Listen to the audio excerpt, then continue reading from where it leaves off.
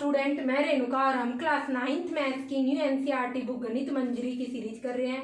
इस सीरीज में मैथ्स का 3rd chapter world of real number discuss कर रहे हैं और आज इसकी एक्सरसाइज 3.4 के क्वेश्चन डिस्कस करेंगे। एक्सरसाइज के क्वेश्चन स्टार्ट करने से पहले एक क्विक रिकॉल ले लेते हैं कि इंटीजर्स क्या होते हैं और रेशनल नंबर्स क्या होते हैं। हम कहते हैं -5, -4, -6, -7, 0, 1, 2, 3, 4, 1000 करोड़, सारे के सारे ये इंटीजर्स कहलाएंगे। और ये तो सारे के सारे इंटीजर्स हो गए। अगर हम बात करें रेशनल नंबर्स की तो हम कहेंगे अगर किसी नंबर को आप p/q फॉर्म में लिख सकते हो और p और q दोनों ही यहाँ पर अगर इंटीजर्स हो but q not equal to 0 होना चाहिए। 0 भी एक इंटीजर है बट q की वैल्यू 0 नहीं होनी चाहिए। इसके अलावा कोई भी पॉजिटिव या नेगेटिव इंटीजर्स हो सकता है, तो उस केस में p/q नंबर को हम बोलेंगे रेशनल नंबर। जैसा कि आप देख सकते हो 2/3 भी एक रेशनल नंबर होगा, ये भी पॉजिटिव, ये भी इंटीजर है, ये भी इंटीजर है। पॉजिटिव नेगेटिव से हमें कोई फर्क नहीं पड़ रहा, बस इंटीजर होने चाहिए दोनों। और जो डिनोमिनेटर में नीचे q नॉट इक्वल टू 0 होना चाहिए। ये भी इंटीजर है, ये भी इंटीजर है, तो ये भी एक रेशनल नंबर है। और इस केस में देखोगे ये है आपका 1/2 फॉर्म में लिख रखा है, तो इसको भी आप रेशनल नंबर में कन्वर्ट कर सकते हो। 1/2 को आप इसको 2 को 1 से मल्टीप्लाई करोगे और फिर इसमें ऐड करोगे। इससे मल्टीप्लाई करना है, इससे ऐड करना है। 2 × 1 2 + 1 3/2। तो 3/2 में जब ये कन्वर्ट होगा तो आपने इसको p/q फॉर्म में लिख दिया और इसलिए ये भी जो होगा आपका रेशनल नंबर ही होगा 3/2 फॉर्म में। तो सारे के सारे जो नंबर्स p/q फॉर्म में लिख सकते हैं, जिनमें p और q दोनों इंटीजर्स होते हैं, वो आपके रेशनल नंबर्स होते हैं यहाँ पर। अब आपको ये रेशनल नंबर्स है नंबर लाइन पे रिप्रेजेंट करना है। तो सबसे पहले देखो ये फिगर है आपकी लाइन का, और जब भी हम लाइन का फिगर ड्रॉ करेंगे तो दोनों साइड एरो लगाएंगे, क्योंकि लाइन को आप लेफ्ट साइड और राइट साइड कितना भी एक्सटेंड कर सकते हैं, इसकी कोई फिक्स्ड लेंथ नहीं होती है। छोटी क्लासेज में आपने पढ़ा होगा लाइन सेगमेंट, लाइन पढ़ी होगी और रेंज पढ़ी होगी, तो उसमें लाइन की कोई फिक्स्ड लेंथ नहीं होती। आप 0 से राइट साइड और लेफ्ट साइड कितना भी इंक्रीज या डिक्रीज कर सकते हो, क्योंकि इनकी कोई फिक्स्ड लेंथ नहीं होती।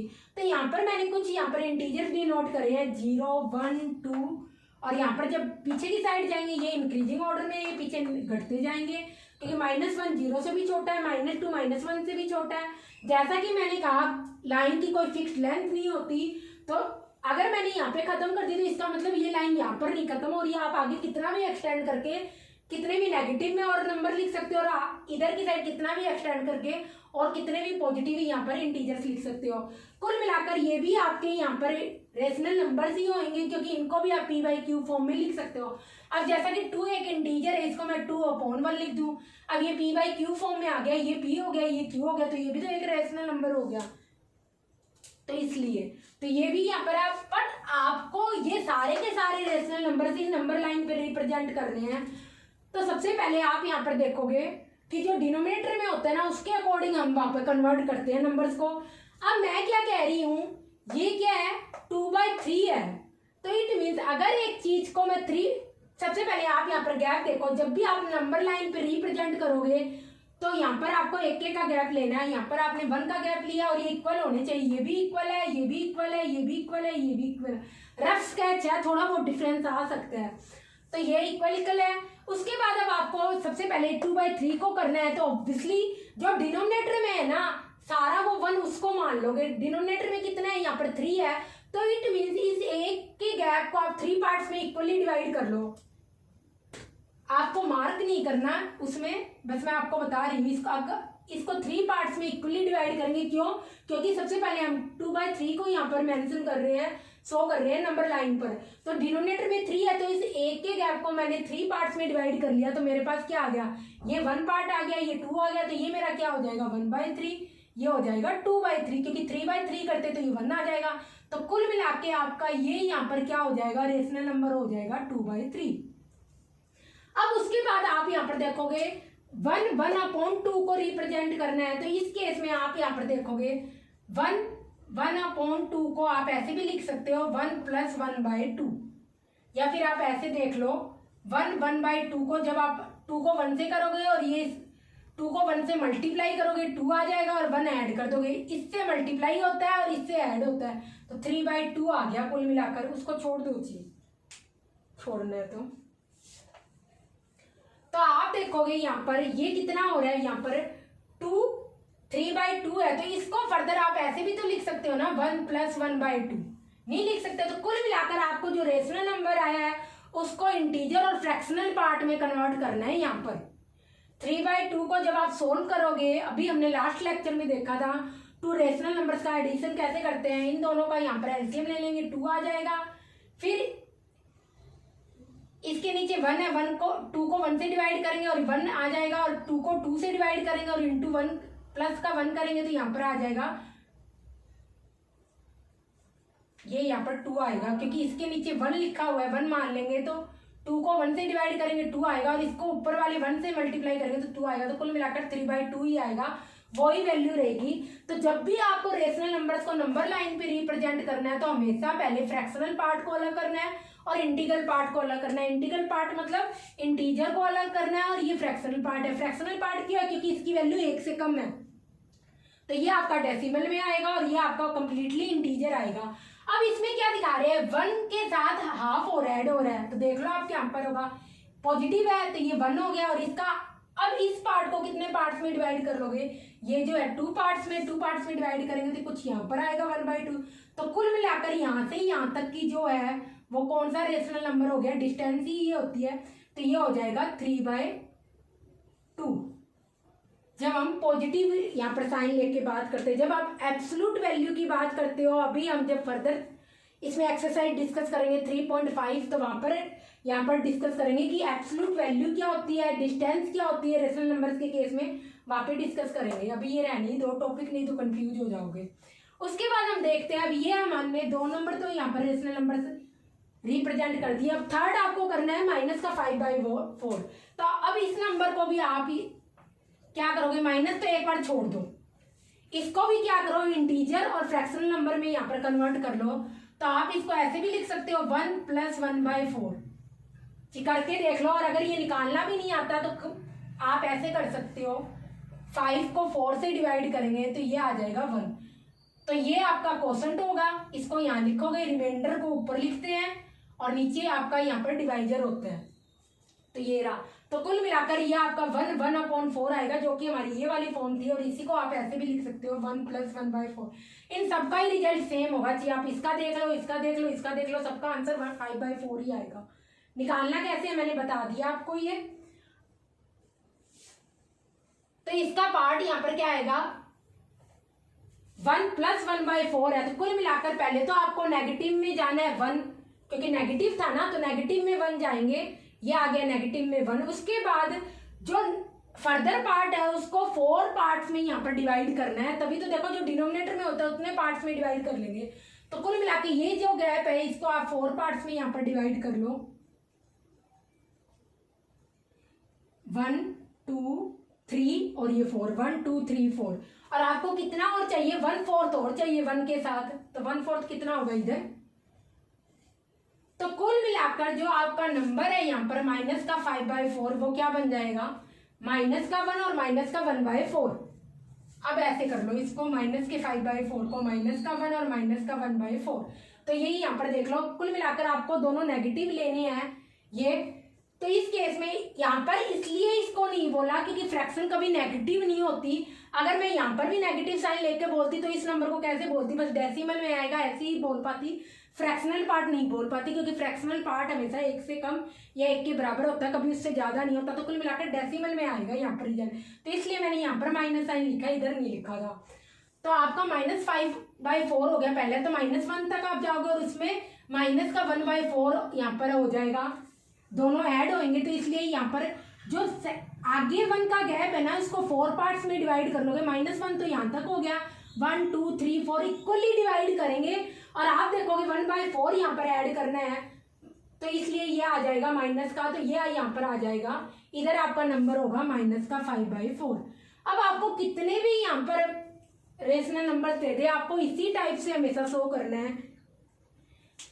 हमेशा आपको कोई भी रेशनल नंबर दे रखा हो उसका एक बार साइन भूल जाना, और उसको पहले फ्रैक्शनल पार्ट और इंटीग्रल पार्ट में डिवाइड कर लेना, कुल मिलाकर इंटीजर में और फ्रैक्शनल पार्ट में डिवाइड कर लेना। उसके बाद देख लेना पॉजिटिव है तो उधर की साइड जाना है, नेगेटिव है तो उधर की साइड जाना है। पहले तो पूरा इंटीजर ही मेंशन कर देना कहाँ पर होगा, और इंटीजर के बाद जो फ्रैक्शनल पार्ट है जो नीचे लिख रखा है यहाँ पर, उसको इतने पार्ट्स में डिवाइड कर लो उस पूरे गैप को। तो यहाँ पर अगर 4 लिख रखा है तो 4 पार्ट्स में ये गैप डिवाइड कर लिया, और 1/4 और ऐड करना था यहाँ पर माइनस के 1 में, -1/4 और ऐड करना था, इसलिए यहाँ तक ये क्या हो गया आपका माइनस का 5/4 हो गया रेशनल नंबर। 0 से लेकर 0 से हम यहाँ पर काउंट करते हैं तो 0 से लेफ्ट साइड ये माइनस का 5/4 है, और 0 से राइट साइड ये 2/3 है, और ये 3/2 है।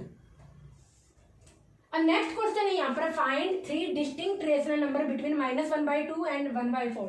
देखो रेशनल नंबर निकालने के तरीके कई होते हैं, हम फर्दर डिस्कस करेंगे, बट आपको हमेशा पेपर में यही अगर तरीका ना दिया हो कौन सा यूज करना है तो यही मेथड यूज करना है। सबसे पहले आप क्या लिखो, रेशनल नंबर आपको गिवन है, इससे आप कितने भी रेशनल नंबर निकाल सकते हो, कोई रिस्ट्रिक्शन नहीं है और बिल्कुल भी लेंथी मेथड नहीं है। ये दोनों रेशनल नंबर है। अब इन दोनों के डिनोमिनेटर का एलसीएम ले लो। एलसीएम क्या आएगा, 4 और 2 का ऑब्वियसली 4 आएगा।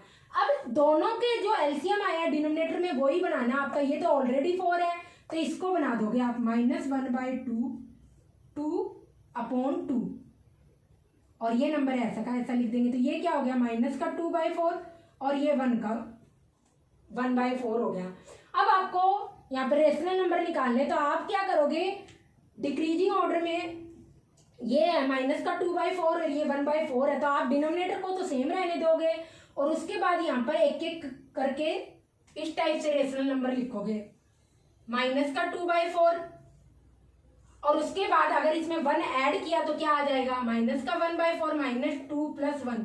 सारा डिनोमिनेटर का खेल है, न्यूमरेटर में सेम ही रखना है। 1 ऐड करोगे तो माइनस का क्या आ जाएगा, 1 आ जाएगा और नीचे 4 ही रखना है। अब उसके बाद इसमें जब यहाँ पर 1 ऐड करोगे तो आपके पास क्या आ जाएगा, 0 आ जाएगा, और जब 0 में 1 ऐड करोगे तो आपके पास 1/4 आ जाएगा। तो ये कुल मिलाकर यहाँ पर आपको -2/4 और 1/4 के बीच में, या फिर आप कह सकते हो माइनस के 1/2 और 1/4 के बीच में 2 रेशनल नंबर्स मिल गए जो कि होंगे माइनस का 1/4 और 0। ये दोनों रेशनल नंबर्स इसके बीच में होंगे। बट आपको यहाँ पर 3 डिस्टिंक्ट रेशनल नंबर्स निकालने हैं। तो इस केस में जो भी आपका यहाँ पर रिजल्ट आया ना, पहले तो एलसीएम लेके दोनों में डिनोमिनेटर सेम बना लोगे। दोनों में डिनोमिनेटर सेम बनाने के बाद अब इन दोनों नंबर को सेम नंबर से ऊपर नीचे मल्टीप्लाई करोगे। पहले एलसीएम सेम करोगे, एलसीएम लेकर फिर डिनोमिनेटर सेम करोगे। तो पहले हमने एलसीएम लिया जो 4 आ गया, तो दोनों के डिनोमिनेटर सेम कर लिया। एलसीएम 4 आया तो ये तो ऑलरेडी 4 था नीचे, और इसको क्या है डिनोमिनेटर मतलब नीचे वाला, ये ऑलरेडी 4 था, यहाँ पर इसको 2 से मल्टीप्लाई कर लिया। पर नीचे जिसको मल्टीप्लाई कर रहे हो ऊपर भी करोगे, क्योंकि इससे वैल्यू चेंज ही नहीं होती नंबर की। देखो 2 काटते ही आपके पास यही नंबर फिर से बन जाएगा, कोई वैल्यू चेंज थोड़ा ना होती है। तो इसलिए सेम नंबर से ऊपर नीचे मल्टीप्लाई करोगे तो ये आपके पास दोनों रेशनल नंबर आ गए। अब इनके बीच में हमें ओनली 2 ही रेशनल नंबर मिल रहे हैं, निकालने 3 है। तो आप क्या करो, कोई भी एक बड़े नंबर से मल्टीप्लाई कर दो दोनों को। -2/4 को 3 से कर दूं और 1/4 को भी यहाँ पर 3 से मल्टीप्लाई कर दूं। सेम नंबर से मल्टीप्लाई करना और ऊपर नीचे दोनों को मल्टीप्लाई करना है ताकि उन नंबर्स की वैल्यू चेंज ना हो। तो यहाँ पर हो जाएगा -6/12 और ये हो जाएगा 3 × 1 3/12। अब इनके बीच में आप जितना चाहो उतना लिख सकते हो, -6/12 -5/12। अब ये यहाँ पर इंक्रीजिंग ऑर्डर में नंबर्स आ रहे हैं, इसलिए -6/12 से बड़ा होगा -5/12। फिर इसमें एक ऐड कर देंगे तो -4/12 -3/12। एक ऐड करते जाएंगे हर बार। -3 में 1 ऐड करेंगे तो -2/12, -2 में 1 ऐड करेंगे तो -1/12, और -1 में 1 ऐड करेंगे तो ये आ जाएगा 0। और फिर उसके बाद फर्दर यहाँ पर आ जाएगा 0 में 1 ऐड करोगे तो 1/12, 1 में 1 ऐड करोगे तो 2/12, और उसके बाद तो 2 में 1 ऐड करोगे तो 3/12 पर ये खत्म हो जाएगा, क्योंकि अब तो हमें वो नंबर ही मिल गया जो हमें दे रखा था। कुल मिलाकर -6/12 और 3/12 के बीच में, तो या फिर आप कह दोगे -1/2 और 1/4 के बीच में ये सारे के सारे नंबर होंगे -5/12 -4/12। डिनोमिनेटर सेम रहेगा, और जब राइट साइड जाओगे तो आप एक एक ऐड करते जाना बस न्यूमरेटर में, ऊपर वाले नंबर में। -5 में 1 ऐड किया -4, -4 में 1 ऐड किया -3, इसमें 1 ऐड किया तो -2, इसमें 1 ऐड किया -2 + 1, यहाँ पर क्या आएगा -1 आएगा। और इसमें -1 में 1 ऐड किया 0, 0 में 1 ऐड किया 1, 1 में 1 ऐड किया 2 और 2 में 1 ऐड किया 3/3 आ गया, क्योंकि ये तो नंबर ही आ गया 3/12, तो इसलिए आगे नहीं हो सकता। तो इनके बीच में ये सारे के सारे नंबर होंगे, तो आप नंबर्स लिख सकते हो -5/12, -4/12, -3/12। 3 ही नंबर पूछे थे, आप कोई भी 3 लिख सकते हो, मैंने ये यहाँ से स्टार्टिंग से लिख दी। और एक चीज़ ध्यान रखना, ये नंबर इससे बड़ा है और -3/12 -4/12 से बड़ा है। कॉपी कर लो ये क्वेश्चन, फिर आगे देखते हैं। तो करना आपको क्वेश्चन हमेशा ऐसे ही है एग्जाम में।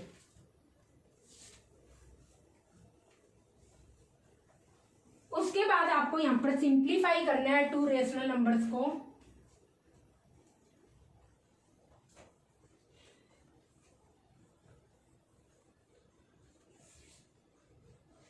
वैसे कोई भी 2 रेशनल नंबर दे रखे हो तो उसके बीच में रेशनल नंबर निकालने के कई मेथड्स होते हैं। अभी फर्दर इस एक्सरसाइज में हम यहाँ पर डिस्कस करेंगे। क्वेश्चन नंबर 3 देखो आप, सिंप्लीफाई माइनस का 1/4 और 5/12, इसको सिंप्लीफाई करना है। क्वेश्चन नंबर 4 है यहाँ पर, a tailor had 15 3/4 meters of silk.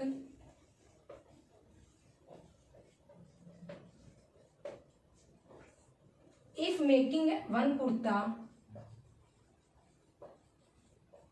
एक कुर्ता बना रहा है टेलर, अगर बनाता है तो requires 2 1/4 meters सिल्क चाहिए उसको। टोटल सिल्क ये है उसके पास। How many kurtas exactly, how many kurtas can he make using silk. Try करो इस क्वेश्चन को, देखते हैं फिर।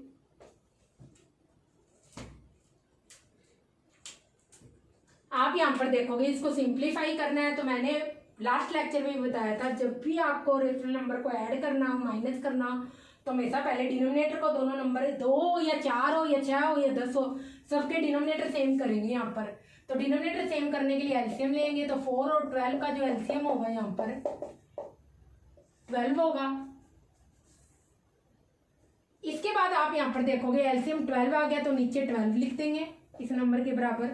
और अब इस 12 को 4 से डिवाइड करेंगे तो 3 आ जाएगा। इस 12 को जो एलसीएम आया है इस 4 से डिवाइड करेंगे तो 3 आ गया। 12 डिवाइडेड बाई 4 3 आ गया। अब इस 3 को -1 से मल्टीप्लाई करेंगे। ऐसे ही जब 12 को 12 से डिवाइड करेंगे 1 आ जाएगा, और 1 को 5 से मल्टीप्लाई करेंगे तो यहाँ पर आ जाएगा -3 + 5/12। और अब यहाँ पर दोनों इंटीजर्स अपोजिट साइन के है, तो ये माइनस होगा इधर, 5 - 3 2 हो जाएगा। और साइन हमेशा बड़े नंबर का लगेगा। बड़ा नंबर यहाँ पर क्या है, बड़ा इंटीजर क्या है, यहाँ पर 5 है। बड़ा नंबर आप मान सकते हो, वैल्यू में कौन सा बड़ा है। तो आप देखोगे 5 3 से बड़ा है, तो इसका साइन पॉजिटिव है, तो इसलिए यहाँ पर पॉजिटिव आएगा 2 और अपॉन में आ जाएगा 12। तो ये आपस में कट जाएंगे, 1/6 इसका आंसर आएगा। फर्दर अब आप यहाँ पर नेक्स्ट क्वेश्चन में देखोगे, a tailor has 15 3/4 metre silk. If making one kurta he needs 2 1/4 metre of silk. Exactly how many kurtas can he make using this silk.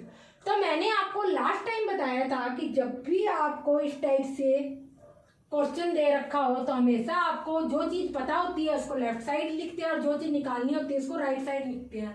तो आपको यहाँ पर निकालने क्या है, कुर्ता निकालना है कि कितने बना सकते हैं, तो उसको यहाँ पर राइट साइड लिखोगे। तो सबसे पहले आप लिखोगे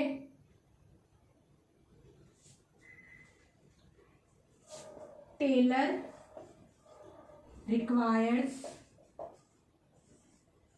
2 1/4, या इसको कन्वर्ट करके लिख लो, यहाँ पर साइड में लिख रही हूँ मैं। 2 1/4 को आप क्या लिख सकते हो, ये मल्टीप्लाई में होगा, 4 2 जा 8 और प्लस का 1 9/4 हो जाएगा। और ऐसे ही इसको 15 3/4 को 15 4 जा 4 15 जा 60 आएगा और 60 + 3 63/4। मैं ये डायरेक्टली लिख रही हूँ। Tailor requires 9/4 metre silk for kurta. कितने कुर्ते बनेंगे? 1। तो यही चीज फिर से लिख लो। इसका मतलब है यही चीज फिर से, tailor requires 1 metre silk for kurta. कितना कुर्ता बनेगा इसका? यूनिटरी मेथड होता है, अगर एक से ज्यादा चीज अगर आपको दे रखी हो तो पहले एक की वैल्यू निकालनी है। हमें क्या कर रहे हैं कि 9/4 मीटर सिल्क चाहिए इतने कुर्ते बनाने के लिए, तो 1 मीटर सिल्क से कितने कुर्ते बनेंगे पहले हमेशा ये निकालेंगे, एक की वैल्यू निकालेंगे। इसे बोलते हैं यूनिटरी मेथड। यूनिट मतलब 1, तो एक की वैल्यू निकालेंगे। तो अगर 9/4 मीटर से इतने कुर्ते बन सकते हैं तो 1 मीटर से कितने कुर्ते बनेंगे, इसे डिवाइड कर देंगे 1/9/4 ये आ जाएगा। और ये जब नीचे की साइड होता है तो जब ऊपर लेके जाओगे ना इसको तो रिवर्स करके लिख देते हैं 4/9। और 1 से जब मल्टीप्लाई होगा तो सेम ही रहेगा। एक बार फिर से देख लो, जैसे मैंने लिखा 2/3। अभी आई थिंक हमने इसमें क्या पता नहीं लास्ट एक्सरसाइज में सोल्व किया था 5/7 है। तो 2/3 के अपॉन में यहाँ पर क्या है 5/7। तो 5/7 को जब आप ऊपर लेके जाओगे ना तो 7/5 लिखोगे, इसको नीचे वाले को रिवर्स कर दोगे। तो हमने क्या किया 9/4 को जब ऊपर लेके गए रिवर्स कर दिया 4/9। 1 से मल्टीप्लाई होगा 1 × 4 तो 4 ही रहेगा। तो उसके बाद आप लिखोगे टेलर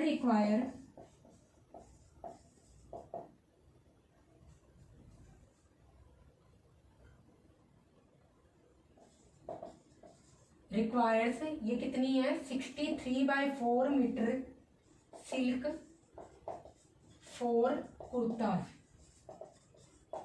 कितनी चाहिएगी? अब एक की निकाल ली तो एक से ज्यादा की जब पूछी है तो उस केस में मल्टीप्लाई कर दोगे 63/4। ये 4 से 4 कट गया, 4 से 4 कट गया, ऊपर नीचे काट देंगे। और ये 9 7 जा क्या होता है 63। तो कुल मिलाकर 7 कुर्ताज बनेंगे। यहाँ पर 7 आएगा रिजल्ट और इसका आंसर होगा 7 कुर्ताज। ये आएगा फाइनल आंसर। कॉपी कर लो।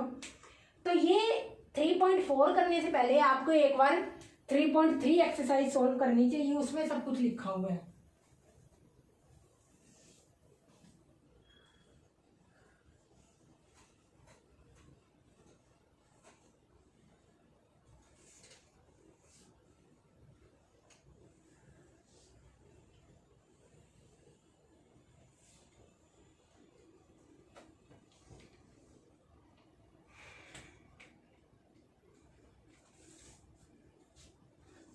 क्वेश्चन नंबर 5 है फाइंड 3 रेशनल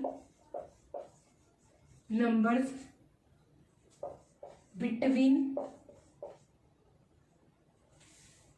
3.1415 एंड 3.1416। ट्राई करो इस क्वेश्चन को। बस इसके बाद एक ही क्वेश्चन हो रहा है, वो बाद में लिख लेंगे, पहले इसको कर लेते हैं या तो यहीं लिख लेते हैं। Find ways to find rational numbers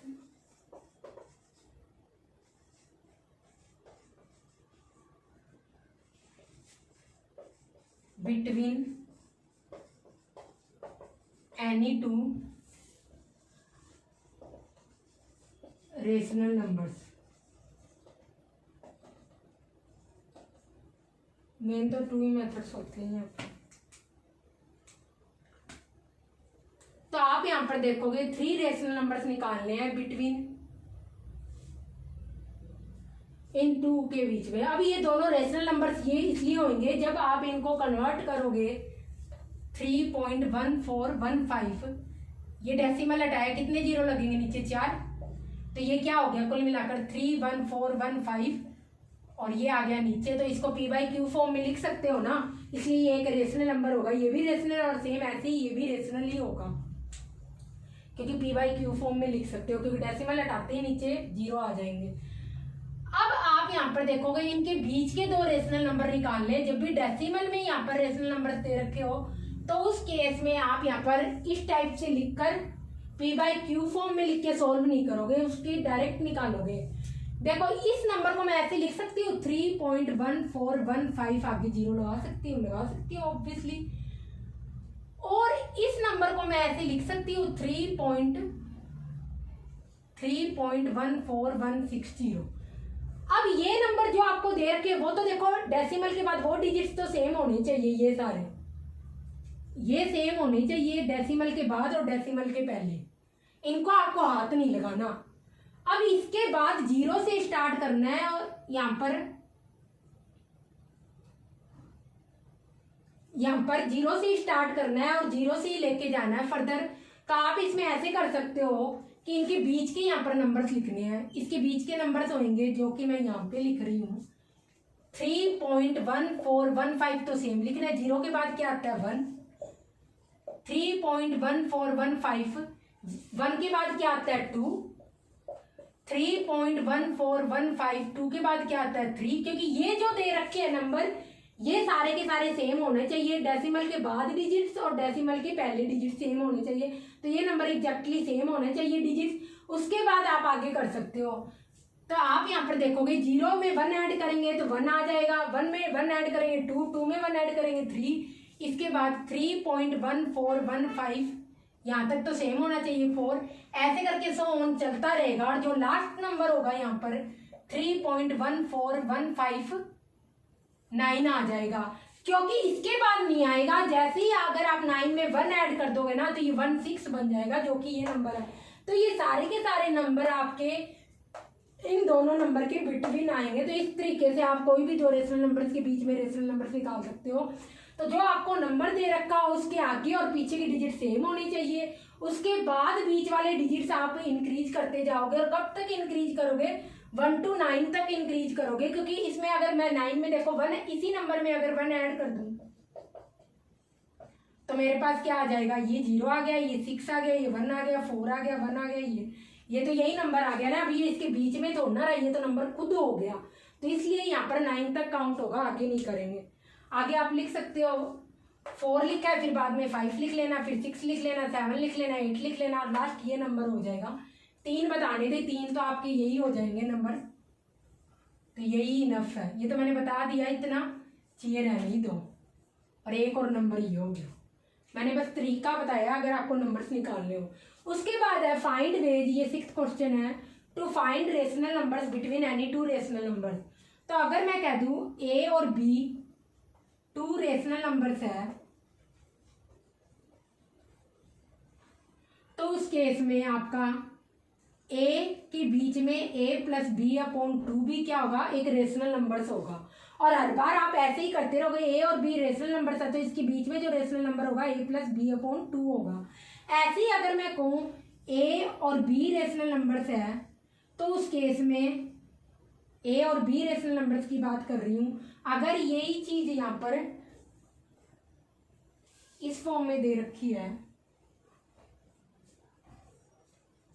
अगर मैं सेकंड क्वेश्चन में कहूँ, ये फर्स्ट क्वेश्चन की यहाँ पर बात कर रही हूँ, a अपॉन बी और c upon D R rational numbers, तो उस केस में आप यहाँ पर कहोगे a प्लस सी और b प्लस डी भी आपका क्या होगा, इन दोनों रेशनल नंबर के बीच में एक रेशनल नंबर होगा।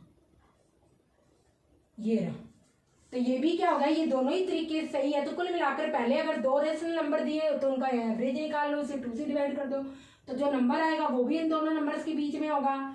और अगर इस टाइप से दे रखे हो number a by B C by D, इसमें भी अगर ये चीज लगाओगे ना तब भी ये चीज सही आएगी, ऐसा कुछ नहीं है। बस मैंने अलग अलग इस तरीके से लिखा भी a बाई बी इस टाइप से आपके फ्रैक्शनल फॉर्म में हो तो a upon B C upon D P by Q form में आ जाए, तो इसलिए ऐसे लिखा है। a अपॉन बी हो सी अपॉन डी हो तो इनके बीच में रेशनल नंबर्स क्या होंगे, ऊपर वाला न्यूमरेटर से ऐड होगा, डिनोमिनेटर से ऐड होगा, और इक्वल मिला के आपके पास आंसर आ जाएगा।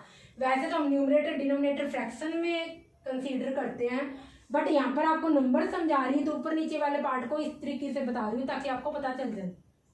नहीं तो फ्रैक्शन और रेशनल नंबर्स में ऑब्वियसली डिफरेंस होता है। यहाँ पर फ्रैक्शन कभी नेगेटिव नहीं होती और किसी चीज का हमेशा पार्ट होती है, एक से ज्यादा उसकी वैल्यू नहीं हो सकती, जबकि रेशनल नंबर नेगेटिव भी हो सकते हैं और उनकी वैल्यू एक से ज़्यादा कितनी भी हो सकती है। आप यहाँ पर देखोगे जो ये है यहाँ पर, अब इसके एग्जाम्पल देखते हैं यहाँ पर 1/2 और 1/3, ये दो एग्जाम्पल देख लेते हैं, इन दोनों मेथड से सोल्व करेंगे।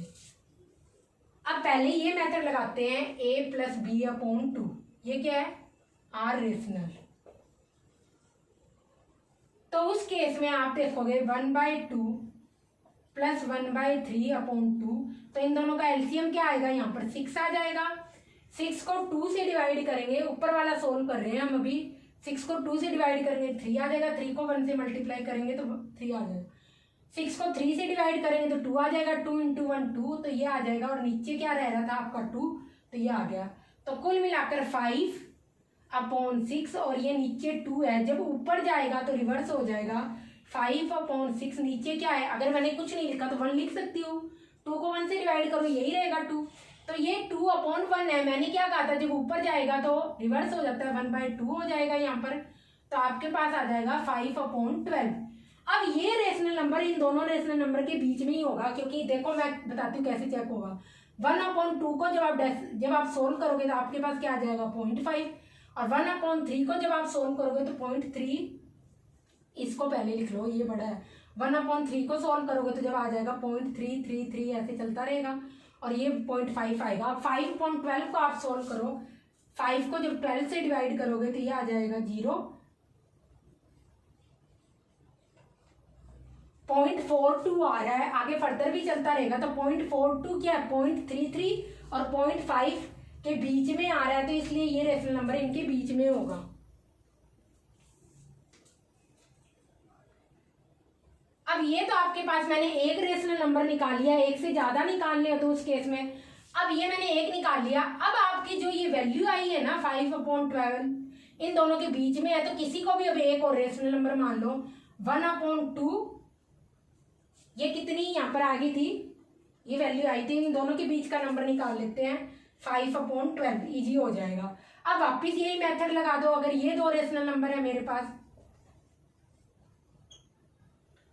तो क्या करोगे आप a + b/2, 1/2 + 5/12/2, एलसीएम क्या आएगा 12, 12 को 2 से डिवाइड करेंगे 6 आ जाएगा, और ये 5 आ गया, और अपॉन में क्या था 2, तो 11/12 × 1/2, 11/24 आपका यहाँ पर आ जाएगा कुल मिलाकर। तो आप कह दोगे मैंने दो रेशनल नंबर तो निकाल ही लिए, आप कह दोगे इनके बीच में जो रेशनल नंबर्स होंगे वो होंगे यहाँ पर 1/2 और 1/3 रेशनल नंबर्स है, तो आप लिख दोगे 5/12 और 11/24 are rational numbers between 1/2 and 1/3, ये आंसर होगा। अब ऐसे तो मैंने एक निकाले, अब आपके पास जो ये रिजल्ट है इसके साथ ऐड कर दो, ये इसके साथ ऐड कर दो, ये 1/3 के साथ, किसी के भी साथ आप ऐड कर दो, आपको जो नंबर आएगा इन नंबर्स के बीच में ही आएगा, 1/2 और 1/3 के बीच में, या जो आप दो नंबर्स लोगे उनके बीच में आएगा। तो कुल मिलाकर आपको तो इनके बीच में निकालना है, फर्दर ऐसे प्रोसेस करते रहना, आपके पास आंसर आ जाएगा। बट जैसा कि मैंने आपको आई थिंक इसी में सॉल्व किया, फर्स्ट क्वेश्चन में बताया था, सेकंड क्वेश्चन में, कि आपको हमेशा डिनोमिनेटर सेम करके एलसीएम लेकर फिर नंबर से ऊपर नीचे मल्टीप्लाई करना है दोनों नंबर को, उससे अब क्योंकि इससे तो देखो आपका टाइम वेस्ट हो रहा है, ऐसे करके अगर आपको 4 नंबर निकालने हुए 4 मिनट तो यूं ही लग जाएंगे। अब ये तो मैंने इस मेथड से बता दिया कैसे करेंगे, पहले इसको कॉपी कर लो फिर आगे देखते हैं।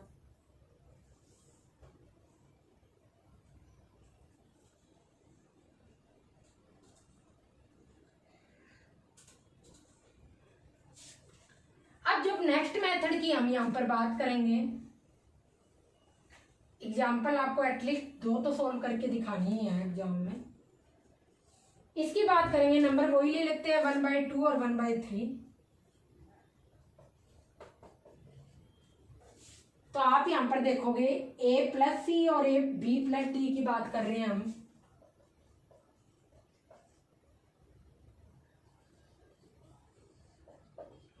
आर रेशनल नंबर दोनों का न्यूमरेटर ऐड होगा, कुल मिला के मैं तो बस ऐसे ध्यान रखती हूँ 1 + 1 और डिनोमिनेटर ऐड होगा 2/5, ये ज़्यादा ईजी है मेथड। और फिर से देख लो 1/2 और 1/5 के बीच में देख लो तो क्या आ जाएगा, इधर दोनों का यहाँ पर क्या था 1/2 2/5 है ना, इधर 2/5 कर लो, तो दोनों का न्यूमरेटर ऐड कर दो और दोनों का डिनोमिनेटर 3/7, ये भी इनके बीच में होगा। वैल्यू निकाल के देख लो, ये दोनों नंबर इनके बीच में ही होंगे। 2/5 को जब आप सोल्व करोगे 0.5 आएगा, 1/2 को जब आप सोल्व करोगे 0.5 आएगा, 0.4 आएगा,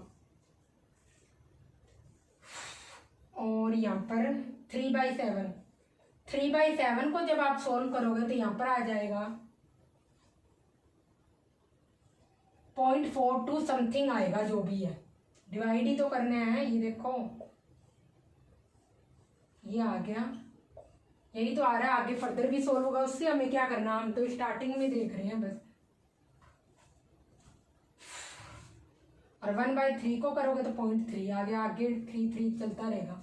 तो आप देखोगे अगर डेसिमल के जस्ट बाद डिजिट देखोगे तो 0.3 से यहाँ पर बड़ा होगा 0.42, फिर इससे हो सकता है ये होगा 0.33 से जस्ट बड़ा होगा, यहाँ पर जो नंबर्स दे रखे हैं उनके अंदर 0.40, फिर उससे 0.42 और 0.5, कुल मिलाकर 0.5 और 0.33 के बीच में जो फर्दर चलता रहेगा, ये रेशनल नंबर से इनके बीच में ये दोनों के दोनों रेशनल नंबर प्रेजेंट होंगे। अब ये तो हमने 2 निकाले, आई थिंक जो ये वाला मेथड था उससे तो ये ज़्यादा बेटर है।